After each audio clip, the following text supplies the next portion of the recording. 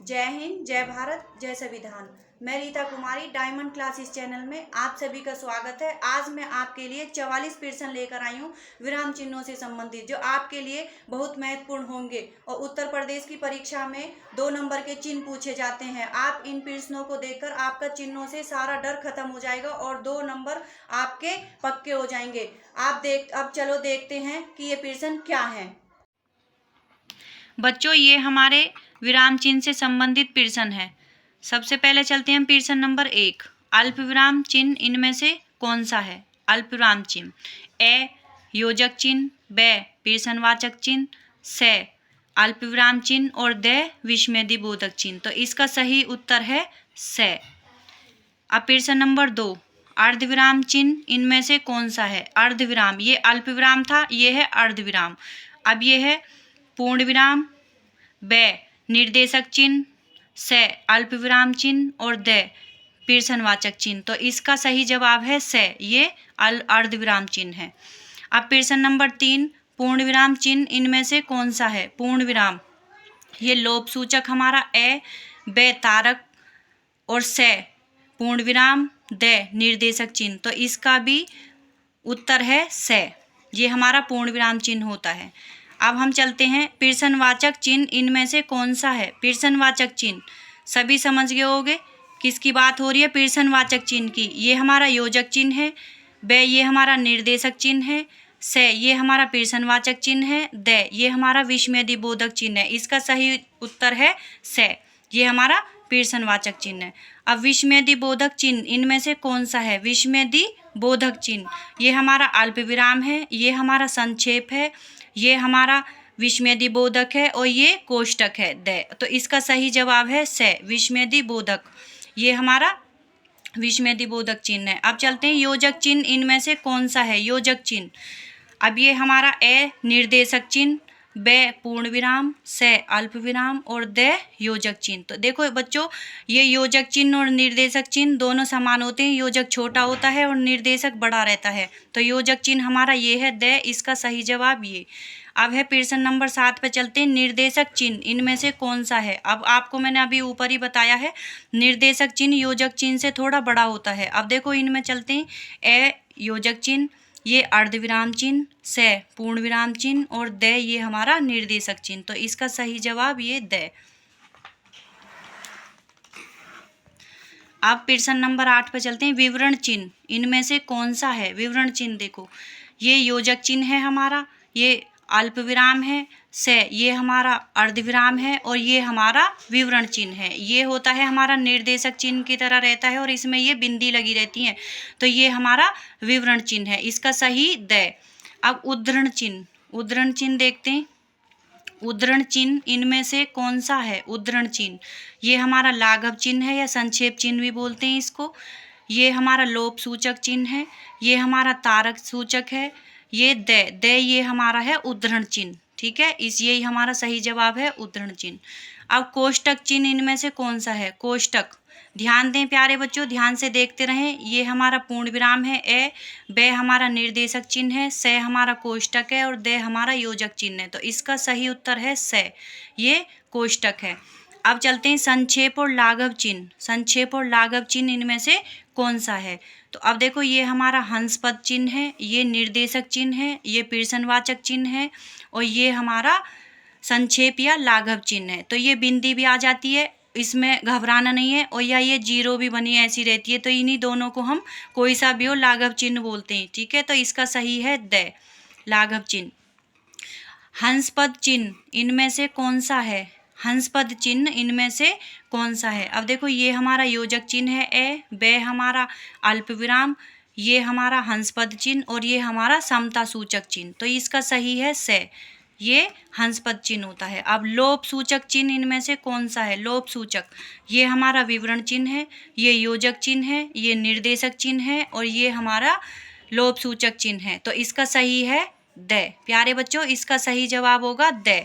अब देखो, पुनरुक्ति सूचक, पुनरुक्ति सूचक चिन्ह इनमें से कौन सा है? पुनरुक्ति, ये प्रश्नवाचक है, ये ब हमारा योजक चिन्ह है, ये निर्देशक चिन्ह है और द ये हमारा पुनरुक्ति। तो इसका सही है द, पुनरुक्ति सूचक चिन्ह। अब तारक चिन्ह इनमें से कौन सा है? तारक चिन्ह देखो, देख के ही पता चल रही है तारक चिन्ह, मैंने बताया था स्टार भी बोलते हैं इसको। ये योजक चिन्ह है हमारा, ये विवरण चिन्ह है, ये कोष्टक है, ये हमारा तारक चिन्ह है। तो ये इसका सही है द, ये तारक चिन्ह है। अब है दिए गए वाक्य में उचित विराम चिन्ह लगाइए। वह MA B.Ed पास है, MA B.Ed पास है। जैसे हम बोलते हैं वह MA B.Ed पास है। अब इसमें देखते हैं कि इसमें कौन सा चिन्ह, ये चिन्ह लगे हुए हैं तो ये संक्षेप चिन्ह है, ठीक है, या लाघव चिन्ह भी बोलते हैं। अब इसमें देखते हैं कैसे लगेंगे। ऐसे आएगा MA, ये फिर संक्षेप चिन्ह B.Ed, या MA B.Ed, या MA B.Ed, ये M बिंदु, फिर इसके साथ में A, फिर ये संक्षेप चिन्ह, फिर ये लगा हुआ है अल्प विराम, फिर B, फिर ये संक्षेप चिन्ह, एड, फिर संक्षेप चिन्ह, और ये है M के साथ में संक्षेप भी और अल्प विराम भी, A के साथ भी MA B.Ed, इन सब के साथ तीनों लगे हुए हैं, ठीक है, यहाँ पे संक्षेप। तो इसका देखो प्यारे बच्चों, इसे गलत नहीं कर देना, आ जाता है ये, तो इससे इसका सही जवाब है से। ये M, फिर ये संक्षेप चिन्ह, A संक्षेप चिन्ह, और यहाँ अल्प विराम आएगा, फिर B और एड, इनके बीच में ये दोनों संक्षेप चिन्ह आएंगे। और इन्हें घबराना नहीं है, संक्षेप और लाघव चिन्ह एक ही होते हैं, ठीक है। अब चलते हैं प्रश्न नंबर 17। निम्नलिखित में अर्धविराम चिन्ह को छांटिए, कौन सा है? अर्धविराम, अल्प विराम नहीं, अर्धविराम, ध्यान देना है। देखो ए है, इनमें से कोई नहीं, ब है ये अल्प विराम, और श है ये उद्धरण चिन्ह, इकेरा उद्धरण चिन्ह है ये, द ये प्रश्नवाचक। तो अब देखो इनमें से अल्प विराम, इकेरा उद्धरण चिन्ह है, और ये प्रश्नवाचक है, और इनमें से कोई नहीं। तो हमारी बात हो रही है अर्धविराम चिन्ह की, तो अर्धविराम चिन्ह इसमें है नहीं। अर्धविराम चिन्ह ऐसा होता है, ये अल्प विराम के ऊपर बिंदी रहती है, तो इसका जवाब है ए, ये ए इसका सही उत्तर है, इनमें से कोई नहीं। निम्नलिखित वाक्य में कौन सा विराम चिन्ह लगेगा?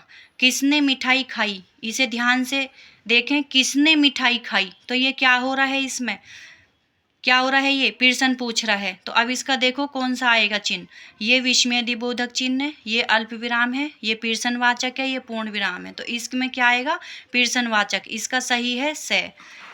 दिए गए वाक्य में कौन सा विराम चिन्ह आएगा? मित्रों मैं आ गया हूँ, मित्रों मैं आ गया हूँ, तो इसमें क्या है, कौन सा आएगा? इनके साथ में क्या आता है, हो, हे भगवान, ओहो, दुख, इनके साथ में होता है, तो इनमें कौन से आते हैं, मैंने आपको बताई थी। तो ये है हमारा विस्मय बोधक चिन्ह, क्या आएगा यहाँ पे, विस्मय बोधक चिन्ह आएगा मित्रों के बाद। तो हम इसमें क्या लगाएंगे, विस्मय बोधक चिन्ह, और इनमें से कौन सा है, ये विस्मय बोधक चिन्ह है, ये अल्प विराम है, ये अर्धविराम है, और ये इकेरा उद्धरण चिन्ह है। तो हम इसमें क्या लगाएंगे, ये ए, विस्मय बोधक चिन्ह। अब ये है, ये देखो चिन्ह कौन सा है, ठीक है। अब ये चिन्ह को कहा जाता है, इसे क्या कहा जाता है, पूर्ण विराम, विवरण चिन्ह, अल्प विराम चिन्ह, समता सूचक चिन्ह। अब देखो पूर्ण विराम, ये विवरण चिन्ह, ये अल्प विराम चिन्ह, और ये समता सूचक चिन्ह। तो इसका चिन्ह ये है, तो इसे हम बोलते हैं विवरण चिन्ह, ब। अब चलते हैं निम्नलिखित वाक्य के लिए उचित विराम चिन्ह को छांटिए, ठीक है। निम्नलिखित वाक्य के लिए उचित विराम चिन्ह को छांटिए। सुभाष चंद्र बोस ने कहा दिल्ली चलो। अब ये क्या है, ये मैंने बताई थी, किसी के विचार को जो कि तो रखा जाए, तो उसमें हमारे क्या लगते हैं, उद्धरण चिन्ह आते हैं। क्या आते हैं, उद्धरण चिन्ह। तो इसका है, ये उद्धरण चिन्ह है, ये अल्प विराम है, ये अर्धविराम है, और ये पूर्ण विराम है। तो इसमें प्यारे बच्चों आएगा उद्धरण चिन्ह, और ये भी दुहेरा वाला, एक इकेरा नहीं कि एक इधर से बंद कर दिया एक ऐसे नहीं, ये दुहेरा आएगा, दोनों, ठीक है। ये है, ये ध्यान रखना, ये उद्धरण चिन्ह आएगा इसमें, इसका सही है ए। अब चलते हैं घर घर दीप जले, उपयुक्त वाक्य में कौन सा चिन्ह आएगा? घर घर दीप जले में देखो मैंने बताया था दो शब्द एक समान होते हैं, तो उनमें कौन सा आता है, ये देखो अल्प विराम है, फिर बे पे चलो अर्धविराम है, और ये हमारा इकेरा उद्धरण चिन्ह है, और ये हमारा द, ये योजक चिन्ह है। तो इसका सही जवाब है द, ये योजक चिन्ह आएगा इनके बीच में, द। ओह आप आ गए, जैसे अभी मैंने मित्रों में बताई थी, तो उसी का ही है ये, ओह आप आ गए, इसी से आप पहचान गए होगे। उपयुक्त वाक्य हेतु उचित चिन्ह चुने। अब इसमें कौन सा है, पूर्ण विराम, फिर ये अर्धविराम, ये अल्प विराम, और ये विस्मय बोधक। तो इसमें ओह के बाद में ये आएगा विस्मय बोधक। तो इसका सही जवाब है द। दिए गए वाक्य के लिए कौन सा चिन्ह उपयुक्त होगा? अयोध्या सिंह उपाध्याय हरियोध। ठीक है, अयोध्या सिंह उपाध्याय हरियोध। अब इसमें ये अल्प विराम है, ये अर्ध विराम है, ये उद्धरण चिन्ह है दोहरा, और ये इकेरा उद्धरण चिन्ह है। अब ये दोनों उद्धरण चिन्ह है, इनमें देखना है प्यारे बच्चों, तो इनके साथ में कौन सा आता है किसी लेखक या कवि के उपनाम के साथ, तो हमारा कौन सा आता है इकेरा उद्धरण चिन्ह, तो इसका आएगा ये आएगा द। ठीक है, अब सुख दुख के बीच लगने वाला चिन्ह है, ये चिन्ह बता रहा है और ये यहाँ पे लगा हुआ है, तो इस चिन्ह को हम क्या बोलते हैं। अब ये आपको मैंने पीछे भी बता दिया है, निर्देशक चिन्ह, ये निर्देशक चिन्ह होता है। ठीक है, ये योजक चिन्ह होता है, ये विवरण चिन्ह होता है, और ये अपूर्ण विराम होता है। ठीक है, अपूर्ण विराम। तो अब ये हमारा कौन सा है, ये है योजक चिन्ह, तो इसका है ब योजक चिन्ह। अब चलते हैं हम अल्प विराम। ये अल्प विराम के सही प्रयोग की दृष्टि से इनमें से कौन सा विकल्प सही है। महोदय निवेदन है, ये है अल्प विराम, कि मैं आगे पढ़ना चाहता हूँ। महोदय, फिर यहाँ ये लगा दिया अल्प विराम, निवेदन है कि मैं आगे पढ़ना चाहता हूँ। महोदय निवेदन है कि मैं, अब यहाँ लगा दिया आगे पढ़ना चाहता हूँ। महोदय निवेदन है कि मैं आगे, यहाँ लगा दिया पढ़ना चाहता हूँ। अब ये ए ब श द, अब इसका सही उत्तर है ब। ये महोदय, फिर यहाँ पे ये अल्प विराम, निवेदन है कि मैं आगे पढ़ना चाहता हूँ। अब है इनमें से कौन सा विराम चिन्ह ऐसा है जो हिंदी में अंग्रेजी भाषा से नहीं लिया जाता। अब देखो जो अंग्रेजी में नहीं है, तो ये है ये है हमारा अल्प विराम, और ये हमारा अर्ध विराम, और ये हमारा प्रश्नवाचक, और ये हमारा पूर्ण विराम। तो इसका सही है पूर्ण विराम। पूर्ण विराम हमारा अंग्रेजी में नहीं होता। अब चलते हैं, जहाँ वाक्य की गति अंतिम रूप ले ले, मतलब वाक्य समाप्त होता है, तो विचार के तार टूट जाएं। जैसे विचार के तार टूट जाएं, तो इसमें वहाँ किस चिन्ह का प्रयोग किया जाता है, योजक चिन्ह, अल्प विराम चिन्ह, उद्धरण चिन्ह या पूर्ण विराम चिन्ह। तो इस वाक्य में क्या आएगा, विचार के तार टूट जाएं, तो यहाँ आएगा ये पूर्ण विराम चिन्ह द। उद्धरण चिन्ह का प्रयोग कहाँ होता है, उद्धरण चिन्ह का प्रयोग कहाँ होता है, जब कोई वाक्य अर्थ की दृष्टि से पूर्ण हो जाए, जहाँ कोई प्रश्न पूछा गया हो, जब किसी के कथन को ज्यों का त्यों उद्धृत किया जाए, उपरोक्त में से कोई नहीं। जैसे सुभाष चंद्र बोस का था अभी पीछे, दिल्ली चलो, तो उसमें लगा था, तो यही हमारा उद्धरण चिन्ह है। जब किसी के कथन को ज्यों का त्यों उद्धृत किया जाए, तो वहाँ पे लगाया जाता है। इसका सही है से। अब यह है हे भगवान अब तो तुम्हारे, प्रश्न नंबर 30, हे भगवान अब तो तुम्हारा ही सहारा है, इसमें कौन सा चिन्ह आएगा। हे भगवान, मित्रों, ओह, इसमें क्या है, अभी मैंने पीछे भी बताया था खुशी के साथ में, तो इनमें क्या आता है हमारा विस्मयदिबोधक। ठीक है, अब ये ए है पूर्ण विराम, ब विस्मयदिबोधक, प्रश्नवाचक और योजक, तो इसका है सही उत्तर ब विस्मयदिबोधक। यहाँ पे आएगा हे भगवान।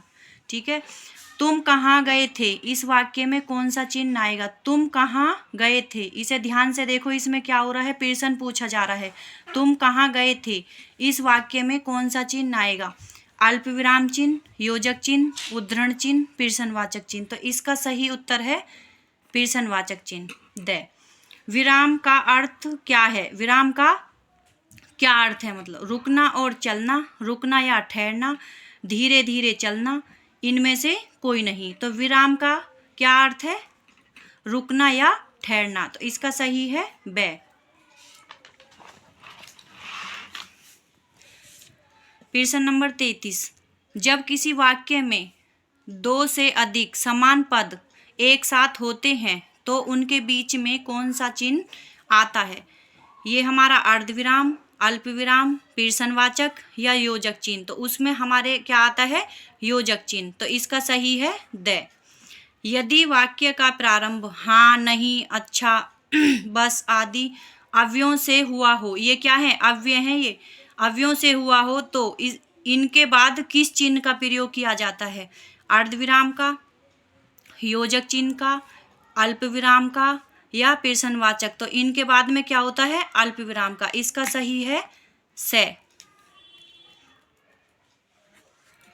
वाक्य में दिनांक, मास, महीना मतलब और सन जब लिखे हों तो सन से पहले पूर्व, सन से पूर्व कौन सा चिन्ह आता है, तारक चिन्ह, पूर्ण विराम, अल्प विराम, अर्धविराम। तो इसमें क्या आता है हमारा अल्प विराम आता है। इसका सही उत्तर से। वाह कितना सुंदर गीत है। जैसे अभी मैंने बताया था हे भगवान ओ मित्रों, तो उसमें भी ये उसी का है। इसका ध्यान रखना। इस वाक्य में कौन सा चिन्ह आता है? विस्मयदिबोधक, योजक चिन्ह, अल्प विराम, पूर्ण विराम। तो इसका सही है विस्मयदिबोधक, जिसमें वाह ओ हे तो ये सब आते हैं। तो क्या होता है उसमें? विस्मयदिबोधक चिन्ह। अब संबोधन, हर्ष, विस्मय, घृणा, भय, व्यंग्य आदि की सूचना देने वाले वाक्यों में कौन सा चिन्ह आता है? जैसे ये अभी ऊपर है वाह, तो ये इसमें क्या है? ये विस्मयदिबोधक। इसका भी विस्मयदिबोधक ही आएगा, ठीक है, जिसमें ये सारे आते हैं। तो इसमें विस्मयदिबोधक, योजक, प्रश्नवाचक और विवरण चिन्ह। तो ये हमारा विस्मयदिबोधक इसका सही उत्तर। अब प्रश्न नंबर 38, दो शब्दों के संबंध को व्यक्त करने के लिए कौन सा चिन्ह आता है? जैसे माता पिता, रात दिन, 10 20। तो इनके बीच में हमारा ऐसे से ये लग जाएगा। तो अब आप इससे समझ ही गए होंगे ये कौन सा चिन्ह है। तो योजक चिन्ह, विवरण चिन्ह, पूर्ण विराम चिन्ह, अल्प विराम चिन्ह। तो ये हमारा होता है योजक चिन्ह। तो इसका है ए। प्रश्न 39, जब किसी कविता, लेख आदि का कुछ अंश देकर शेष को छोड़ दिया जाता है तो किस चिन्ह का प्रयोग किया जाता है? लोभ सूचक, निर्देशक, अल्पविराम या हंसपद। तो वहाँ पे क्या होता है? लोभ सूचक चिन्ह, जो हमारे ये वाला चिन्ह होता है। तो ये हमारा लोभ सूचक चिन्ह होता है, इसका प्रयोग किया जाता है। इसका सही है ए। लिखने में जब कोई शब्द छूट जाता है, जब कोई लिखने में कोई शब्द छूट जाता है तब उसके स्थान पर किस चिन्ह का प्रयोग किया जाता है? हंसपद चिन्ह, लोभ सूचक चिन्ह, अल्पविराम चिन्ह, इनमें से कोई नहीं। तो देखो हंसपद चिन्ह मैंने बताया था ना, जब कोई वर्ड छूट जाता है हमारा कोई शब्द, तो ये ऐसे भी बना हुआ आ जाता है या ऐसे। तो ये हमारा हंसपद, और इसके ऊपर छूटा हुआ हमारा जो शब्द है उसे हम यहाँ लिख देते हैं। तो हमारा इसका सही है ये हंसपद चिन्ह। अब फुट नोट अथवा पाद टिप्पणी देने के लिए किस चिन्ह का प्रयोग किया जाता है? तारक चिन्ह, अल्पविराम चिन्ह, निर्देशक चिन्ह, पूर्ण विराम चिन्ह। तो इसका सही उत्तर है तारक चिन्ह। हम तारक चिन्ह का करते हैं, ये हमारा तारक चिन्ह है।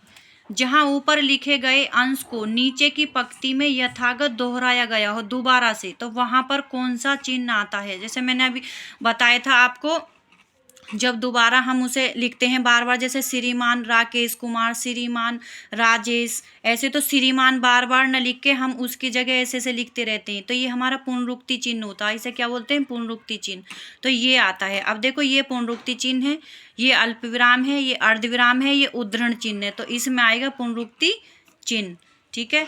मैं जो कहता हूँ ध्यान से सुनो, इसमें सर्वनाम व क्रिया विशेषण लुप्त है हो तो हम किस चिन्ह का प्रयोग करते हैं? तो इसमें हम क्या करेंगे? यहाँ पे देखो ये चिन्ह लगेगा। अब आप इसे पहचान होगी। मैं जो कहता हूँ ध्यान से सुनो, ठीक है। तो क्रिया विशेषण लुप्त हो। अब इसमें अल्पविराम, पूर्ण विराम, अर्धविराम, प्रश्नवाचक। तो इसमें हमारा क्या लगेगा? अल्पविराम। ये बीच में अल्पविराम आएगा, ठीक है। हिंदी में विराम चिन्हों को बढ़ावा देने का श्रेय किसे जाता है? हिंदी में विराम चिन्हों को बढ़ावा देने का श्रेय किसे जाता है? किसने मतलब बढ़ावा दिया विराम चिन्हों को? तो आचार्य महावीर प्रसाद द्विवेदी, जयशंकर प्रसाद, महादेवी वर्मा, रामधारी सिंह दिनकर। तो इसमें किसको दिया जाता है? आचार्य महावीर प्रसाद द्विवेदी। तो ये आचार्य महावीर प्रसाद द्विवेदी को इनका श्रेय दिया जाता है। तो अब ये हमारे 44 प्रश्न उत्तर थे चिन्हों से संबंधित। इनको अच्छे से देखें और समझें। हमारी वीडियो को लाइक करें, शेयर करें और सब्सक्राइब करें। प्रश्न नंबर 30, हे भगवान अब तो तुम्हारा ही सहारा है, इसमें कौन सा चिन्ह आएगा? हे भगवान, मित्रों, ओह, इसमें क्या है? अभी मैंने पीछे भी बताया था खुशी के साथ में। तो इनमें क्या आता है हमारा? विस्मयदिबोधक, ठीक है। अब ये ए है पूर्ण विराम, ब विस्मयदिबोधक, प्रश्नवाचक और योजक। तो इसका है सही उत्तर ब विस्मयदिबोधक। यहाँ पे आएगा हे भगवान, ठीक है। तुम कहाँ गए थे, इस वाक्य में कौन सा चिन्ह आएगा? तुम कहाँ गए थे, इसे ध्यान से देखो। इसमें क्या हो रहा है? प्रश्न पूछा जा रहा है। तुम कहाँ गए थे, इस वाक्य में कौन सा चिन्ह आएगा? अल्पविराम चिन्ह, योजक चिन्ह, उद्धरण चिन्ह, प्रश्नवाचक चिन्ह। तो इसका सही उत्तर है प्रश्नवाचक चिन्ह द। विराम का अर्थ क्या है? विराम का क्या अर्थ है? मतलब रुकना और चलना, रुकना या ठहरना, धीरे धीरे चलना, इनमें से कोई नहीं। तो विराम का क्या अर्थ है? रुकना या ठहरना। तो इसका सही है ब। प्रश्न नंबर 33, जब किसी वाक्य में दो से अधिक समान पद एक साथ होते हैं तो उनके बीच में कौन सा चिन्ह आता है? ये हमारा अर्धविराम, अल्पविराम, प्रश्नवाचक या योजक चिन्ह। तो उसमें हमारे क्या आता है? योजक चिन्ह। तो इसका सही है द। यदि वाक्य का प्रारंभ हाँ, नहीं, अच्छा, बस आदि अव्ययों से हुआ हो, ये क्या है? अव्यय हैं। ये अव्ययों से हुआ हो तो इनके बाद किस चिन्ह का प्रयोग किया जाता है? अर्धविराम का, योजक चिन्ह का, अल्पविराम का या प्रश्नवाचक। तो इनके बाद में क्या होता है? अल्पविराम का। इसका सही है से।